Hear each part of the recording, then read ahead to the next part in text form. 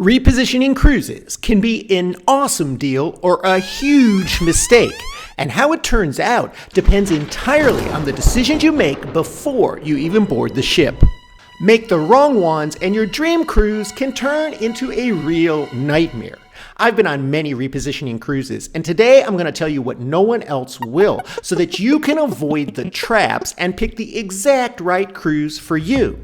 And it all starts with a massive culture shock before the ship even leaves the dock. I'm Gary with Optimal Cruising, bringing you fresh cruise advice, money-saving hacks, and secret strategies the cruise lines don't advertise. When I took my very first repositioning cruise, I went from Florida to Europe, and I was expecting a vacation experience similar to what I'd had previously on Caribbean cruises. And more or less, it was. The people were similar, the vibe was similar, I had a great time, but that's not always the case. If you're considering a transatlantic cruise, you really need to pay attention where the cruise leaves from. If you're not leaving from a US port going to Europe, or you're not leaving from a European port going to the US, you could experience a massive culture shock. Many of these transatlantic repositioning cruises go to and from some more smaller Caribbean islands like Guadalupe, or the Dominican Republic, or some Central or South American ports like ports in Brazil. They're moving ships to and from the region, and those are their home ports. And if you book a transatlantic repositioning cruise from a non-US port to Europe, you're going to feel like a complete foreigner on board. One cruise I took that I thought was going to be really exotic took me from Rio de Janeiro to Italy. And it was, but not in the ways I had expected. In fact, the whole cruise was geared towards Portuguese-speaking people. I was one of maybe 10 passengers on board that spoke English.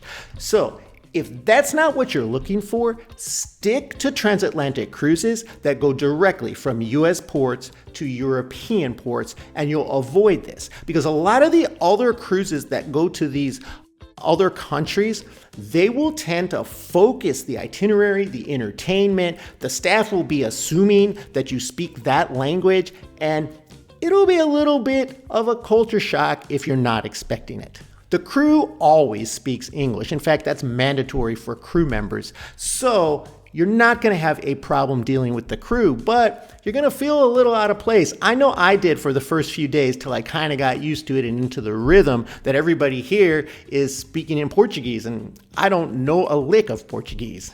That being said, I met another passenger on that cruise ship who absolutely loved it, and she said she just loves immersing herself in different cultures, and if that's what you're looking for, then this might be the way to go. Once you've determined where you want to depart and where you want to end your repositioning cruise, there are some things to consider about your itinerary. Now, for repositioning cruises, I'm actually going to reverse some key advice that I usually give out to cruise passengers. But first, if you come up with any questions about repositioning cruises, drop them in the comments and I'll do my best to give you a good answer. Now, if you've watched any of my other videos, you have probably heard me give the advice to skip a port day during your cruise once in a while so that you can enjoy the ship uncrowded. But during repositioning cruises, this is kind of bad advice, because on these repositioning cruises, when you look at the itinerary, you're going to find such unique places that most cruises don't go to. For example, I've been on repositioning cruises to the Canary Islands, to Cape Verde, to Tangier, to several ports on the southern coast of Spain, which are usually missed on typical Mediterranean cruises. Now, you can do a cruise in the Canary Islands, but typically that'll require you flying to the Canary Islands and getting on the boat there. So on these repositioning cruises, you can actually hit some very interesting spots without paying extra. And that's a great way to explore some unique parts of the world that you wouldn't get to on a typical cruise itinerary. We actually have some other videos about some of these unique destinations if you're looking for ideas of what to do at some of these places that many cruisers never get an opportunity to go to. If you've ever done a repositioning cruise, what is the most unique port you've stopped at? Let me know in the comments below. When I go on a cruise, especially a repositioning cruise, I'm expecting 2 weeks of fun. But that doesn't always happen because one of my biggest fears of going on a cruise is getting sick. And unfortunately, on these longer cruises, which most repositioning cruises are 10, 14 days, some 3 weeks or more, there's a better chance that any kind of bug going around that ship is going to get to you. So you have to take more preventative measures. Now, on a short cruise, somebody gets on board and has a cold. You'll be off that cruise in 4 days, 7 days. You may never even come encounter with them. However, on a super long cruise, people who get on sick, and they will. They don't want to give up their vacation or they didn't get the insurance, and they get on board anyway, even though they're sick with some cold or flu. And that's a problem, especially on long cruises, because there's more time for that virus to get around the ship. And I'm not really talking about the norovirus here. I'm talking about cold and flu stuff. I've been on many repositioning cruises, and typically in the beginning, you'll hear 1 or 2 people with a deep throaty cough. And then by the end of that cruise, 12, 14 days later, it's like everywhere, every table around me, somebody has got that same cough. It spreads like crazy on these ships. One thing that I always do, especially on long cruises, I take extra vitamin C every day. I am very careful about putting my hands to my face or my mouth.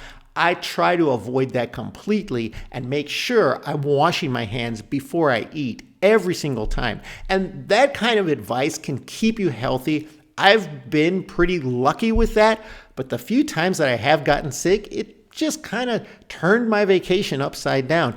And on these longer cruises, it is more likely. And then there's something else about these repositioning cruises that sometimes gets to people. I took my 20-year-old son on a repositioning cruise, and he described it as a ghost town. And he's kind of right. If you're expecting the kind of party environment you get on a typical Caribbean cruise, especially a short 3 or 4 day one, a repositioning cruise is completely different. For one, they're much longer, so the crowd tends to skew older. You're going to have a lot more older people on board than you would on a typical Caribbean cruise. A lot less families with kids. Some people prefer it that way. So if you're looking for a quiet cruising experience, this is the one for you. If you're looking for a party cruise, you have to adjust your expectations because on these repositioning cruises, there is much more downtime, less partying. You're still going to have daily activities and events, but I walked through some of the nightclubs on these cruises and there's maybe a handful of people dancing in there. It's not packed like you find on a typical Caribbean cruise in most cases. And there's less entertainment, or the entertainment is of a slightly lesser quality. You're definitely going to get more peace and quiet on a repositioning cruise. And for me, that's great. In fact, many of these cruises I've been on, you'll find that the pools are less crowded, the hot tubs are less crowded, because there's just generally less people usually on board. But because the crowd does skew older, there's something else to think about. If you're like me, you're getting ready for your cruise, you're gonna have a great time. And if you're doing a repositioning cruise, it's gonna be for a couple weeks, so you don't have to think about anything. But sometimes things go wrong. I would say on more than half of the repositioning cruises that I have been on, there has been a medical emergency or medical evacuation. One particular cruise, I was stuck at a port for an extra 8 hours because some passenger had a medical emergency. Luckily, he had it at a port, and so they could get him help and get him off the ship, and they had to pack up all his things, and it's just a big nightmare. There's probably a lot of paperwork involved. I'm not sure why it took that long, but these things can happen. But I've also seen medevacs at sea, and this is a huge expense if you don't have insurance coverage. I always buy insurance when I travel, and I actually have a link in my description to the company that I use. But whatever you do, it's best, especially if you're my age or a little older, to have this type of coverage. Because if some medical event happens and you're at sea, they're going to medevac you out of there, and it could cost you upwards of $50,000 or more. No thanks. Have the insurance. If you travel a lot, you can buy an annual policy, which is maybe $400 or $500, or you can buy a policy per cruise, which is not going to cost you much more than $100 to $150, and it's going to cover you for things like this or anything else that goes wrong during that vacation. So if you're on a repositioning cruise and you're going from the US to Europe and you're going to spend some time in Europe, it will cover you there as well, where you'll have difficulty getting help with your American health insurance. So you want to have an international travel insurance plan. And then a lot of cruisers don't realize that there is a big window for a lot of these repositioning cruises. And I'm going to tell you why that matters next. The most common repositioning cruises out there are transatlantic cruises. And there is usually a decent sized window for when you can book these.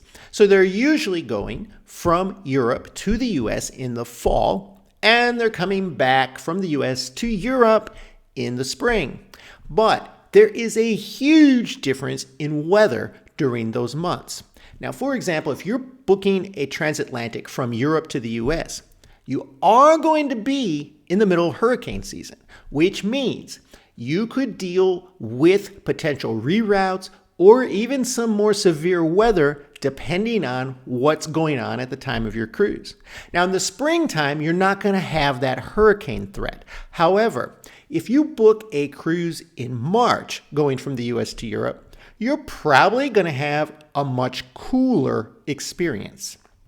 If you book that same cruise in late April or May, you're going to have probably more sunny weather and a bit warmer. And it's going to be a lot nicer because when you get to some of the ports, maybe in the Azores or the south of Spain, it's going to actually be warm enough to go to a beach if you wanted to or get in the water. Whereas if you do that in March, it's going to be quite chilly.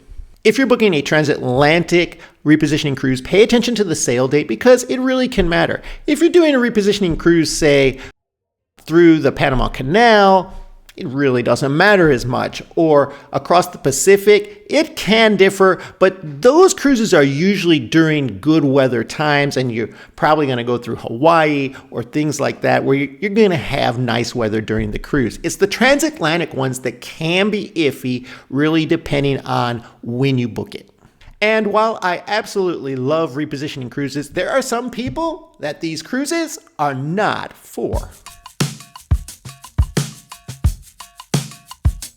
When I book a cruise, I don't really mind sea days. In fact, sometimes I look forward to them. It's a way to just relax, detox from all the activity, and just have a good time. But if this is your first cruise, you definitely want to avoid a repositioning cruise. First-time cruisers should do something that's about a week long to really get a feel for what they like, what they don't like. If you love the sea days, book a repositioning cruise. If they're not for you, stay away from these because repositioning cruises will have a string of long sea days, usually a week or more in a row that you're just at sea. For me, that's very peaceful. I find a spot on the pool deck or maybe towards the rear of the ship just to see that cruise ship wake in my view. It's just relaxing. But some cruisers tell me they really feel claustrophobic after 2 or 3 days like that. And if you're on one of these long repositioning cruises, you're going to be stuck on there for a lot longer. And also, you can't expect to just be sunning or spending time in the pool or water activities the whole cruise, because a lot of these go through weather changes. It might start off warm in Miami, but by the time you're on day 3 or 4 crossing the Atlantic, that weather gets cool and you're going to want to be inside. So it's not like a Caribbean cruise where every sea day you can just enjoy everything that the ship has to offer. And unless you're lucky and you're able to book a brand new mega cruise ship coming from Europe into service into the US, most of these repositioning cruises are not on the newer mega ships. So you're not going to have a floating theme park. They're on bigger ships sometimes, but they're not the newest, latest, and greatest models. So you can't have that expectation if you're taking a repositioning cruise most of the time. If you love the sea days or hate the sea days, let me know. Put it in the comments below. On a recent cruise, I was talking to a couple that always books balcony cabins, and they followed the same strategy on a repositioning cruise that they did, looking forward to a great time, but they said it was a complete waste of money because there were so many spacious areas that they could find throughout the ship to spend some time, and after a week of just simply ocean views, they got kind of bored of just staying in their cabin. They were used to Caribbean cruises, where almost every day or every other day there's a port, there's something to see, you're cruising by islands. But in the middle of the ocean, you have almost a week with nothing to see. So is it worth that extra money to upgrade into a balcony? It kind of depends. I have heard other cruisers tell me that it still is. So you have to really think about cabin choice for this type of cruise, because it is a long cruise, and whatever you book, you're going to be stuck with for a couple weeks or more. Now, one of the best things about repositioning cruises is how cheap that they are. But there is one trap that a lot of cruisers fall into, which can make them pretty expensive. I'll tell you how to avoid that next. But first, if you've gotten any good information from this video so far, make sure you hit that like button and subscribe. It really helps us grow and continue to bring you cruising content. So you booked that repositioning cruise, you got a super great deal. In fact, I've recently seen some of these going for about $35 a night per person, and that's for a 2-week or longer cruise. I mean, you can't beat that, right? Well, for some cruisers over these long cruises, there can be a boredom that sets in, which leads to unconscious spending. People tend to buy more on these long cruises. Usually people don't buy the drink packages because they're super expensive on a repositioning cruise, but you'll be on board and you'll have nothing to do for a long time at sea, and you'll start ordering drinks more than you might on a typical cruise, or shopping in the shops because it's something to do. Some cruisers spend a lot more money in the casino to pass the time, or end up spending a lot more on spa treatments.